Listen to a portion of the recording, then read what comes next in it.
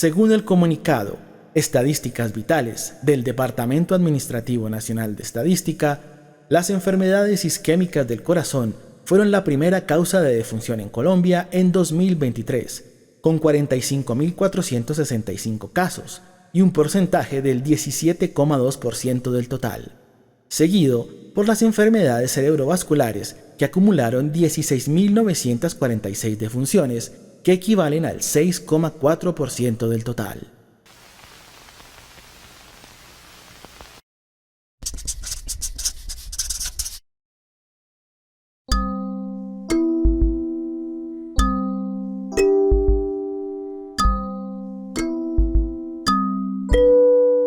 Yo nací, crecí y estudié en Bogotá. En 2016, por una oportunidad laboral, me trasladé a Popayán, que es la capital del departamento del Cauca en el suroccidente colombiano. Allí viví durante 6 años. En 2020, cuando hubo todo este tema de la pandemia y el aislamiento preventivo por la pandemia que causó COVID-19, empezamos a hacer trabajo remoto, a trabajar en casa, a estar todo el tiempo encerrados en casa. Se generó mucha incertidumbre por todo lo que no sabíamos que iba a pasar. Una mañana estaba yo preparando una reunión en línea, como solía hacerse en esa época, cuando de pronto recibí una llamada de mi tía. Llamé al médico porque tu mami está mal y ya viene la ambulancia. Me quedé muda. Luego le dije a mi tía que estaría pendiente de su siguiente llamada. Colgué y empecé a llorar.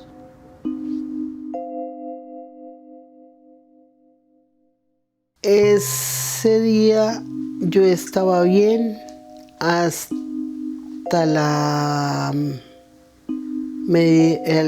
el mediodía. Yo estaba haciendo el almuerzo. Cuando yo estaba terminando de ponerme el delantal, yo sentí algo raro en mi cabeza y dije, oye, esto tan raro, que será que me va a dar como un trastorno. El delantal tiene un bolsillo y no sé por qué yo llegué las manos a ese bolsillo que es por fuera. Y yo vi como si fuera una rata. Y yo le tengo mucho miedo a los ratones y a las ratas. Entonces yo cogía con las manos allá entre el bolsillo y yo apretaba eso como si fuera, y inmediatamente entonces fue cuando yo salí y le dije a mi hermana, tengo algo raro, no me siento bien. Yo le digo, pero ¿tienes mareo? ¿Te sientes acalorada? Me dice, no, nada, simplemente me siento como mal, como extraña. La siento en el sofá y comienzo a hacerle algunas preguntas cuando noto que ella como que las palabras no las pronuncia bien. Ahí comienzo como a preocuparme. Inmediatamente comienzo a preguntarle cómo se llama tu hija, cómo se llama mi hijo, cómo se llama tu mami. Hay algunas cosas que las responde bien, pero otras está trabada. Le tomo la presión arterial y efectivamente la tiene en 183. Mi hermana me hizo toda esa parte de llamar a los médicos, porque yo en ese momento mi cabeza no estaba bien. Yo estaba un poco como ida. No estaba en mis 5 sentidos. Le digo que escriba en el cuadernito algunas palabras como, por ejemplo, ratón. Y me doy cuenta que escribe diferentes las cosas, no ratón, sino como cartón, 4 palabras, y pues con todas hace lo mismo. Pues ella me mira con ojos como de angustia. Ya llega el médico, le comento lo que ha pasado. Él le toma la presión arterial, la presión está bastante alta. Le digo que tenemos medicamento de mi mami, él sugiere que se lo demos, entonces le da el medicamento. Los médicos me decían que hablara, pero yo pensaba que estaba bien.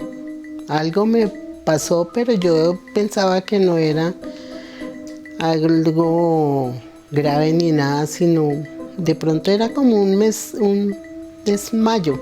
Y fue cuando me dijeron que me tenía que llevar a la clínica. Me dice que va a pedir una ambulancia porque sí hay un daño que él considera bastante delicado. En ese momento procedo a llamar a Diana Paola, la hija de Rosalba. Ubico también a mi prima que vive frente a nosotros para que por favor se haga cargo de mi mamá mientras yo voy a acompañar a Rosalba.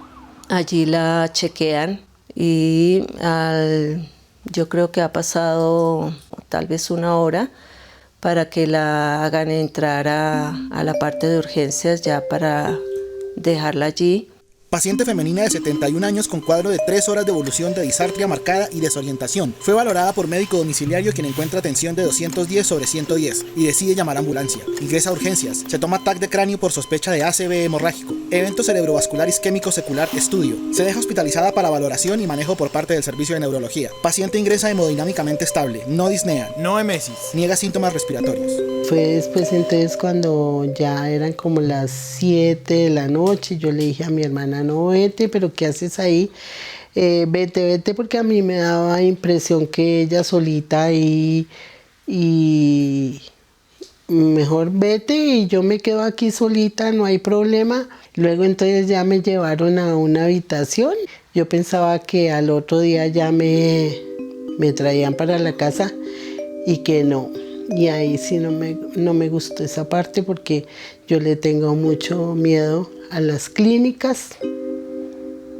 Llegué a donde mi prima y pues me tenía la noticia que mi mamá se había caído, se había dañado una mano. Ya me traje a mi mamá, le apliqué algunos medicamentos para su mano, la acosté y ya me acosté yo, pero pues lógico, no fue una noche de poder dormir tranquilamente porque había una preocupación, porque sabía que mi hermana estaba en la clínica.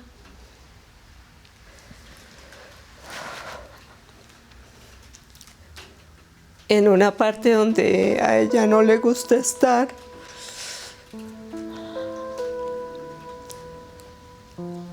Pero igual al siguiente día pues me levanté muy temprano. Nuevamente a iniciar con la rutina de la casa, pues alistar a mi mamá para llevarla nuevamente a donde mi prima, darle su desayuno, desayunar yo y ya una vez estuvo mi mamá asegurada, irme nuevamente para la clínica a estar con mi hermana. Hablé en el trayecto de la casa a la clínica con 2 primas para contarles lo sucedido y con mi amiga de siempre, tal vez para desahogar un poco lo que sentía. Y ya seguir el cuento como debía de seguir. Entré, me estuve con mi hermana todo el tiempo en la habitación. Creo que en horas de la tarde llegó el médico y me confirmó que sí, que había sido una afasia cerebral, que tenían que hacerle otros exámenes, que dentro de lo grave que era un ACV, que en ese momento supe que era un accidente cerebrovascular, era algo que le afectaba el lenguaje, pero que no tenía limitaciones físicas. Yo no entendía qué estaba pasando. Mi mamá era una mujer muy sana.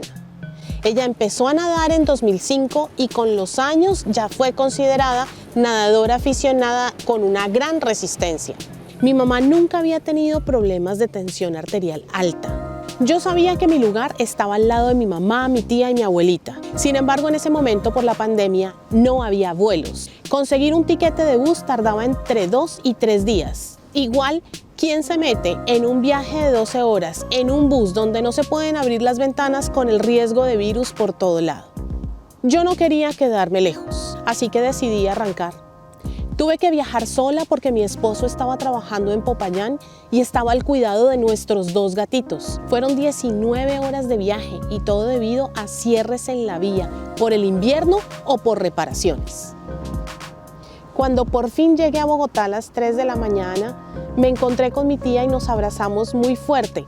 Pero eso sí, antes me quité la ropa en la puerta, la puse en un balde, me puse ropa limpia, porque como no sabíamos cómo se transmitía el virus, había que tener todas esas precauciones. Luego de eso sí vino el abrazo y por supuesto las lágrimas. Llegué a la clínica por fin. La clínica estaba llena de pacientes, seguro una gran mayoría contagiados de COVID.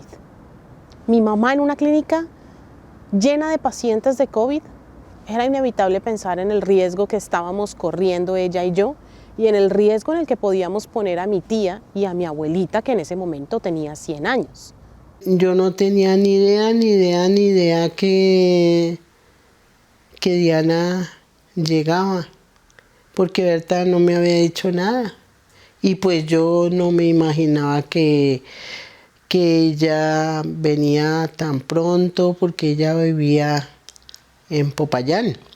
Cuando alguien haya una manita ahí que hacía así, y yo miraba y ¿quién es? Y entonces pero parece como Diana. Ay, claro que sí, entonces fue pues muy emotivo. Yo quería correr a abrazarla y ella lo que hizo fue ofrecerme el codo para saludarme, como nos decían que debíamos saludarnos por el virus. A mí no me importó nada, yo lo único que quería era cogerle la cabeza, llenarla de besos. Eso hice y le dije, ya estoy aquí. Le dije que estuviera tranquila, le cogí la cabeza, le daba besos y yo estaba ahí, firme, fuerte, lista para lo que se necesitara enfrentar. Lo primero que me dijo el neurólogo fue que mi mamá había tenido una hipertensión arterial, que eso le había generado un accidente cerebrovascular y que el accidente le había afectado una parte del cerebro.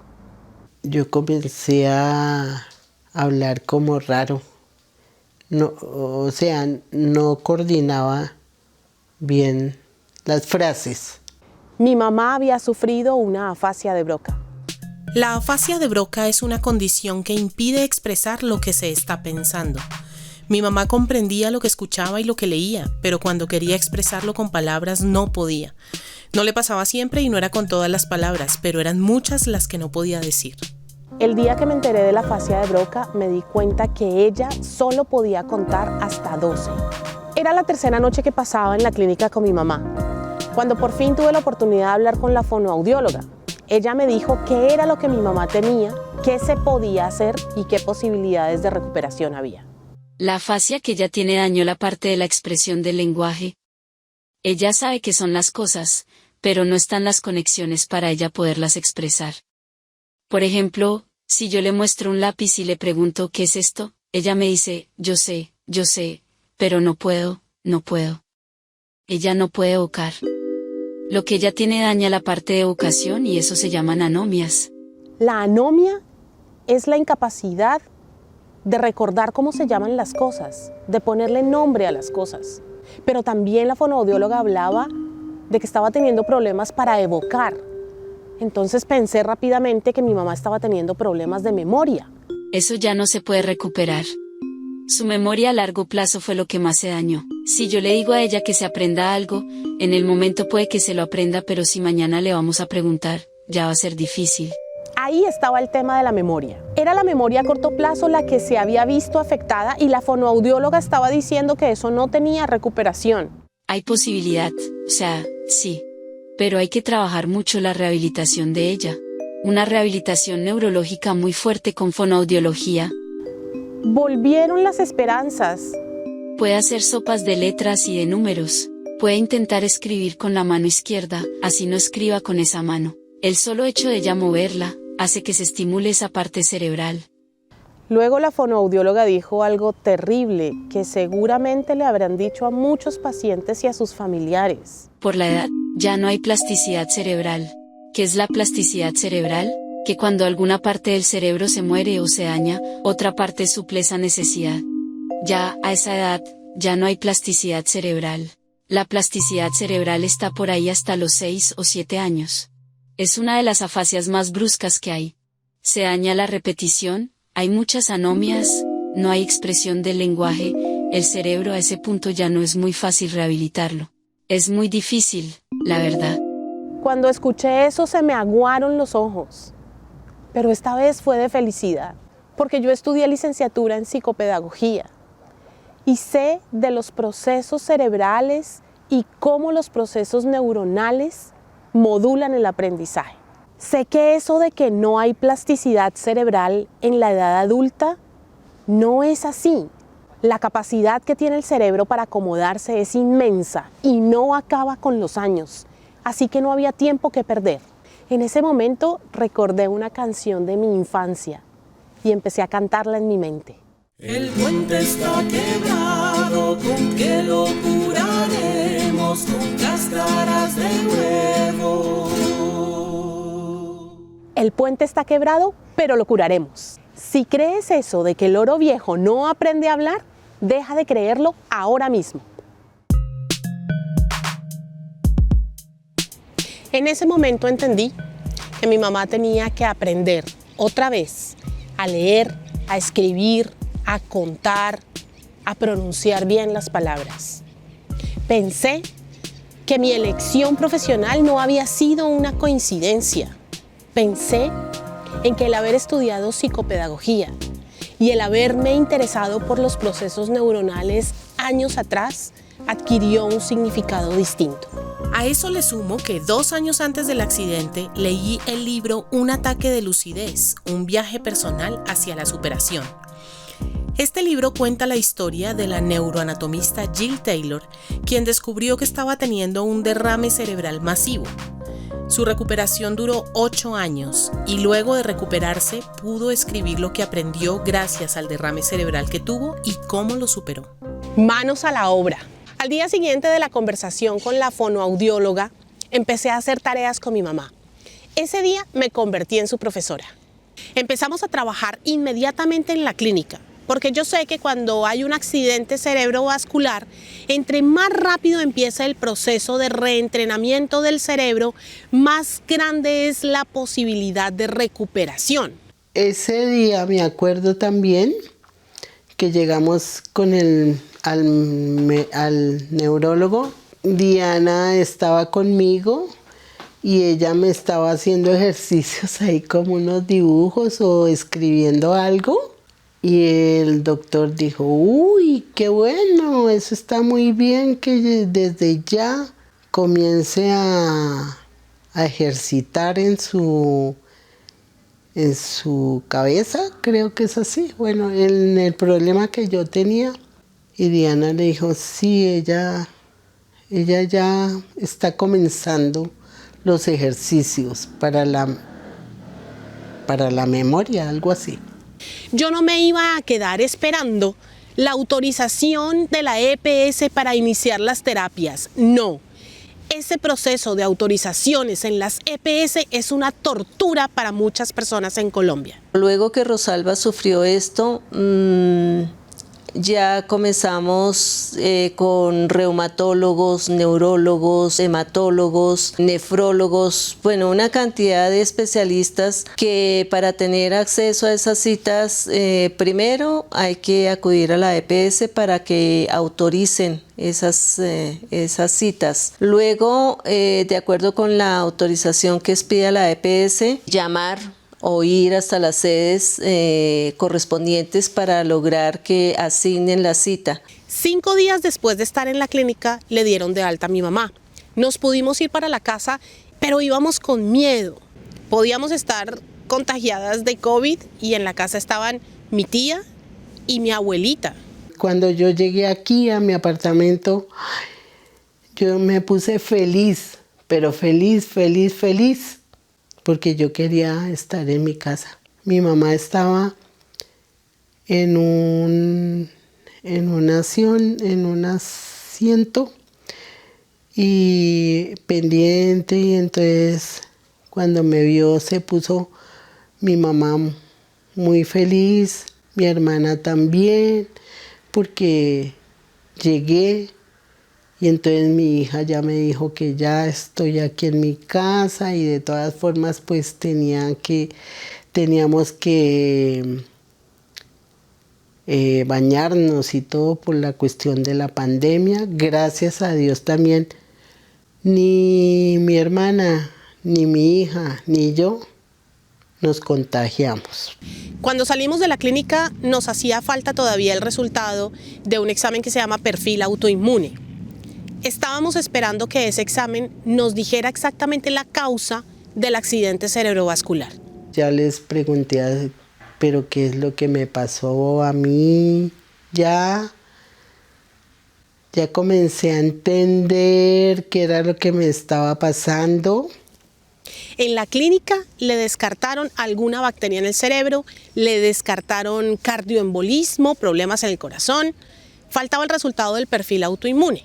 Era poco probable que por su edad tuviera alguna enfermedad autoinmune en la sangre, pero no sabíamos qué había pasado todavía. Así que decidimos esperar el resultado del examen, la cita con el neurólogo y empezamos a trabajar en casa.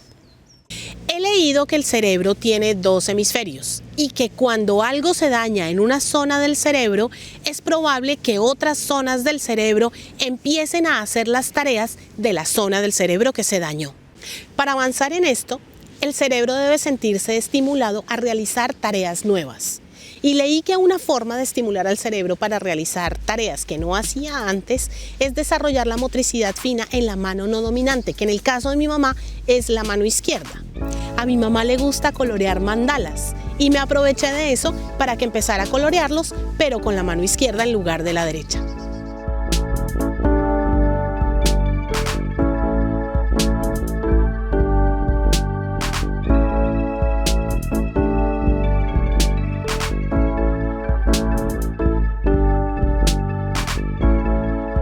Hacer rompecabezas se convirtió en una actividad por realizar cada 2 días.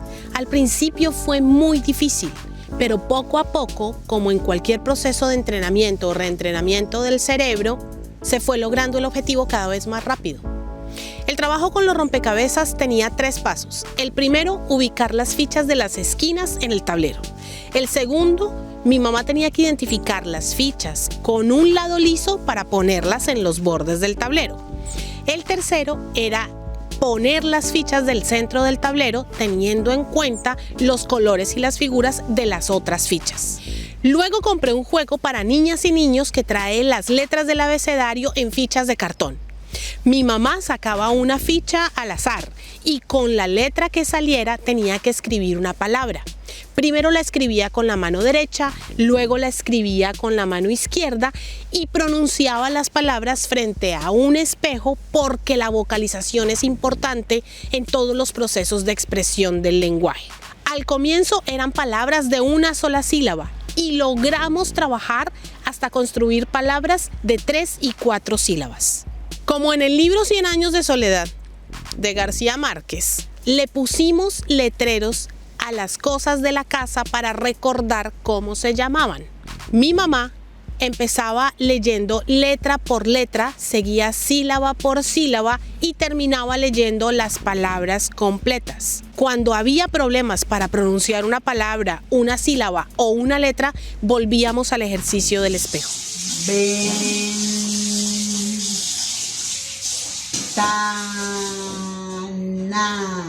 Muy bien. Ventana.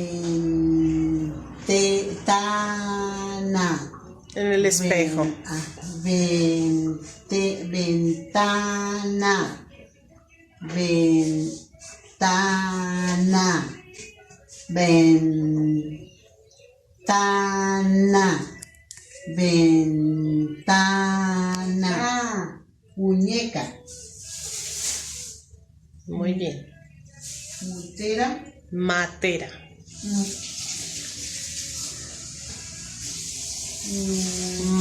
Matera. Mutera. Ma. ¿Cuál? Matera. Mu. ¿Dónde dice mu?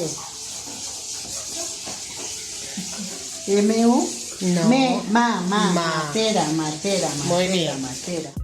Llegó el resultado del examen que estábamos esperando. El perfil autoinmune dio como resultado síndrome antifosfolípido. El sistema inmunitario de mi mamá produce unas proteínas anormales que atacan a las células sanguíneas y al recubrimiento de los vasos sanguíneos, formando coágulos peligrosos por todo el cuerpo. Uno de esos coágulos llegó al cerebro de mi mamá y causó el accidente. Le ordenaron a mi mamá tratamiento anticoagulante al conocer el resultado. Todos los días, 2 inyecciones en el abdomen.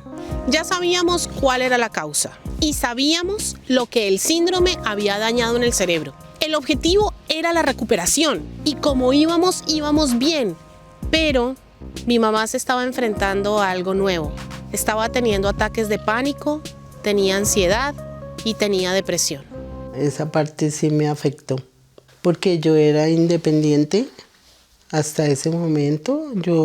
Cuando a mí me dio ese accidente, yo tenía 70 años y hasta ahí yo hacía todo sola. Ir a la calle, mis oficios, todo yo solita. Pero desde ahí parece que no.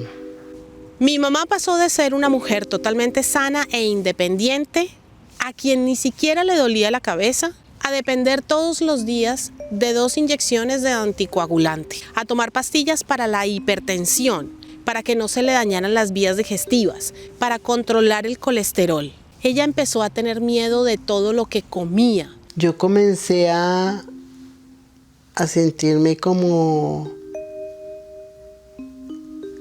triste, como nerviosa, como que no me hallaba ni parada, ni sentada, ni acostada, ni nada. Yo miraba por ese apartamento a ver qué es lo que me está pasando, pero no entendía, como muy nerviosa y no podía conciliar el sueño. Y la situación empeoró cuando empezó a sentir que era una carga. No podía salir sola, no podía conversar con las personas, no podía escribir ni leer con claridad. Seguíamos encerradas por pandemia. No era el mejor panorama. Tenía cita con el neurólogo y bueno, me chequeó y no sé qué, me dijo que estaba bien. Pero yo le dije que me parece que yo estoy un poco de depresión. Entonces me recetó antidepresivo. Esa parte no me gustó porque yo sudaba, me dio ganas de vomitar, me dio diarrea, me dio escalofrío, pero me decían que eso era mientras el medicamento comienza a asimilar en mi organismo. Estábamos en ese proceso de acomodación del cuerpo a esos 20 miligramos de antidepresivo cuando tuve que regresar a Popayán. Otra vez sola, con todas las restricciones de la pandemia. Mi mamá había recibido años antes clases de yoga, así que me aproveché de eso porque sé que le gusta mucho meditar. Y recordé un canal de YouTube que se llama Bombones para el Alma. Susana Majul y sus audios fueron un gran aliado en este proceso de recuperación. Todos los días a las 6 de la tarde y durante un mes, mi mamá tenía la costumbre de acostarse en la cama. Yo la acompañaba a cubrirla con una cobija, encendíamos una lámpara, encendíamos una fuente de agua, ambientábamos toda la habitación para que ella pudiera escuchar los mensajes de Susana, llenos de paz, amor y deseos de sanación.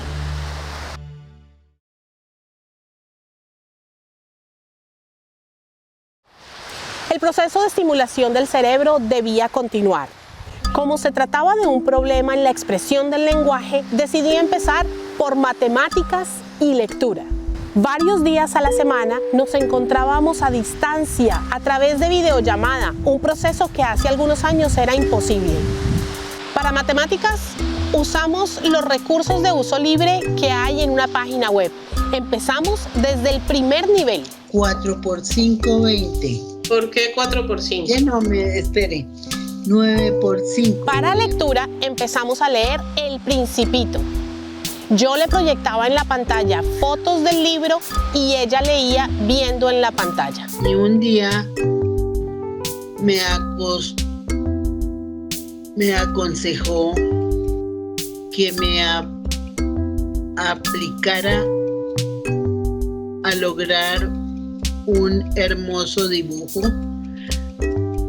para que entrara bien en la cabeza de los niños de mi tierra. En este proceso de lectura y de matemáticas hubo dos elementos centrales: la comprensión de lo que estaba leyendo y la pronunciación correcta de las palabras. Para matemáticas también tenemos un ábaco y siempre usamos un temporizador. Hemos leído algo sobre experiencias cercanas a la muerte porque el tema le interesó. También tiene un libro de actividades que ella puede desarrollar en las tardes cuando no estamos conectadas. Hemos hecho compras ficticias en un supermercado en línea, usando billetes y monedas de mentiras. Lo más divertido de todo es el karaoke. Notamos que tiene dificultades en la percepción o en la interpretación de los sonidos que percibe y por eso de vez en cuando nos ponemos a cantar.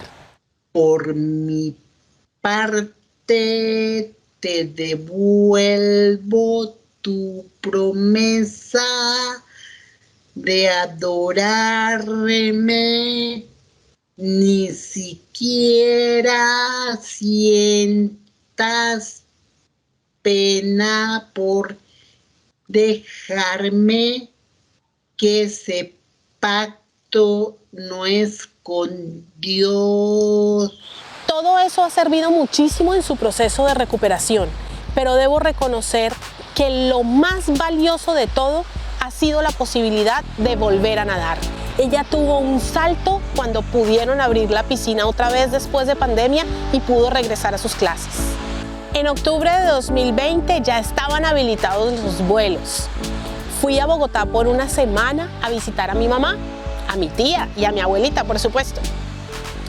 En esa visita, a través de una amiga, tuve la oportunidad de conocer al profe Pipe. Juan Felipe Bejarano es un bailarín profesional de salsa y bachata. Y a través de videollamada hacíamos encuentros en donde él nos enseñaba a hacer coreografías de salsa. Este proceso fue muy divertido. Además, le sirvió mucho a mi mamá para recuperar y desarrollar habilidades asociadas con la lateralidad, la secuenciación y la memoria a corto plazo. Todas las clases las hicimos online. Nos encontrábamos mi mamá y mi tía con Pipe desde Bogotá y yo desde Popayán. Un día, viendo un video de Jim Henson, el creador de los Muppets, se me ocurrió que una manera divertida de hacer las videollamadas y las clases en línea era creando títeres. El primero en nacer fue el profe Calculitos, el profesor de matemáticas. Rosita, volví. Hola, profe. ¿Qué hay? ¿Cómo está? Bien. ¿Cómo está? Hace rato no nos veíamos, ¿no? Sí, hace rato. ¿Y usted cómo ha estado? Bien, lo más de bien. Sí. Estoy tranquilo. Ya, afortunadamente, sí, en el pelo se le conoce que no está espelucado. Vamos a empezar. Bueno. Oye, Rosita, yo sé que usted ha estudiado mucho porque la rectora me ha dicho que usted está muy juiciosa. Luego nació la profesora Lexiadis, la profe de lectura, a quien cariñosamente le decimos la seño Lexi. Y si el planeta es demasiado pequeño, y si los baobabs son demasiado numerosos, lo hacen estallar. Qué susto, niña. Entonces, ¿por qué es importante limpiar los baobabs? Sí, hay Los que... retoñitos de ese arbolito tan grande, porque es importante. Sí, porque si no, se llenan de esos arbustos y crecen mucho. La más joven es la profesora Simisol. Ella es la profesora de música y karaoke. Hola Rosita, llegó el momento del canto. ¿Cómo estás? Tan linda que estás. ¿Calentaste la voz? Hola, profe. Se te olvida que hasta puedo hacerte mal si me decido, pues tu amor yo tengo muy comprometido, pero a fuerza no será.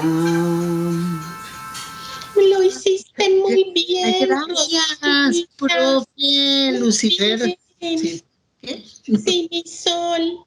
Sí, mi sol. Mi sol. Entonces, la próxima clase cantamos juntas. Bueno, profe, sí. Adiós. ¿Está juiciosa o yo? Utilizar estos títeres ha sido muy divertido y me ha ayudado mucho a corregir a mi mamá sin que se ofenda y a hacerle chistes para animarla. Se acrecentó mi desconfianza en el sistema de salud. Todo esto de las EPS, las IPS, las órdenes, las autorizaciones, la demora para la entrega de medicamentos. Yo no sé qué habría sido de la recuperación de mi mamá si de ellos dependiera. Es desesperante tener que esperar 4 o 5 meses para que asignen una cita. Son cosas que como que uno no se las cree, uno dice no, pero esto no es posible. Por edad, ya uno piensa que por edad también uno tiene prioridad para muchas cosas y no, eso es falso, eso no es cierto. Aquí la salud es un caos total. Yo creo que estaría de pronto hasta peor porque es muy engorroso estar uno volteando y volteando. Y eso que yo tengo familia, pues mi hija y mi hermana y mi hija que están pendientes, pero si me tocara a mí sola, no sé qué hubiera pasado. Aprendí a reconocer el valor tan importante de las personas que se dedican 24 horas, 7 días a la semana a cuidar a los pacientes de accidentes cerebrovasculares. Los cuidadores y las cuidadoras merecen un reconocimiento especial. Son una ficha fundamental que contrasta el mal servicio que prestan las EPS y las IPS en mi país. No es fácil entender este proceso que por el que está pasando esta persona ahorita y poderlo asimilar en la forma que quisiera. Siempre hemos tenido una buena relación y por eso pues lo que hacemos es hablar y llegar a un acuerdo para seguir entendiéndonos como hasta ahora lo hemos hecho. Entonces, con mucha comprensión y con amor se logra, y también con conocimiento de exactamente cuál es la enfermedad que tiene esa persona a la que se va a atender, se va a cuidar. Hay momentos en que me siento agobiada, sí, claro que sí, pero volver a recuperarme y seguir para adelante. A mi tía tengo mucho que agradecerle por sus cuidados, su atención, el estar pendiente de las citas médicas, de reclamar los medicamentos, de acompañarla a las citas. Pienso que el amor es lo que me ha motivado a mí. Hay que tener paciencia un poquito y entender a la persona que le ha sucedido ese accidente en la cabeza. Si tú amas a tu familia, pues entonces tratar de estar bien.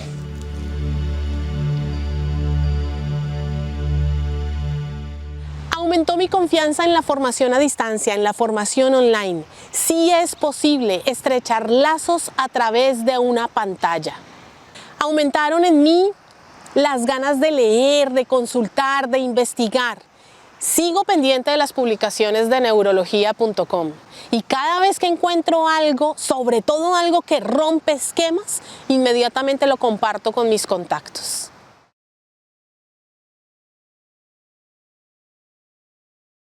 ¿Qué aprendí? Que el optimismo, la fe y la comunicación online son esenciales en un proceso de recuperación a distancia. Y por supuesto que el loro viejo sí aprende a hablar, porque el cerebro puede reacomodarse y reaprender en cualquier momento de la vida. Yo me he recuperado por lo menos, que será como el 90%, ya el 10% debe ser que ya no tengo más ajuste. Ya. Algo muy importante es que aprendí a reírme de mí misma con las rabarazalas, perdón, pero es que no puedo hacer la palabra.